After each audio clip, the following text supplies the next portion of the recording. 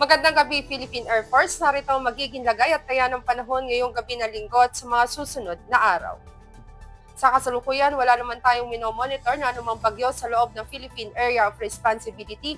Ang weather system na patuloy na iiral at makakaapekto sa ating bansa ay ang southwest monsoon o hanging habagat, partikular na yan dito sa kanlurang bahagi ng Luzon. Aasahan nga natin bukas patuloy occasional rains dulot ng habagat dito sa may Ilocos Sur, ganoon na rin sa Zambales, sa Bataan at Occidental Mindoro. Aasahan naman natin ang Metro Manila, ganoon na rin ang Cordillera Administrative Region, ang Cagayan Valley, Cavite, ganoon na rin ang Laguna, Batangas, ibang nalalabing bahagi ng Central Luzon at ibang nalalabing bahagi ng Mimaropa ay patuloy namang makakaranas ng maulap na kalangitan na may kalat-kalat na pag-ulan, pagkidlat at pagkulog dulot pa rin ng habagat. Sa ibang nalalabing bahagi naman ng Luzon, aasahan natin bukas ang bahagyang maulap hanggang sa maulap na kalangitan, ngunit di natin inaalis sa mga posibilidad ng mga pulupulong pag-ulan na kuminsan ay may pagkidlat at pagkulog.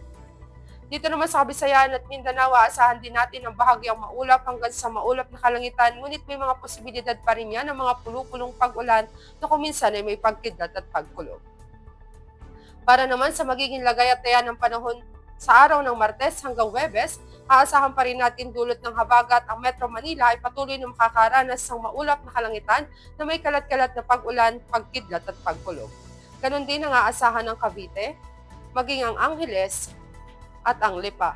Dito naman sa Philippine Rise, aasahan natin ng patuloy na bahagyang maulap hanggang sa maulap na kalangitan, ngunit di rin natin inaalis sa mga posibilidad ng mga pulupulong pag-ulan na kuminsan ay may pagkidlat at pagkulog.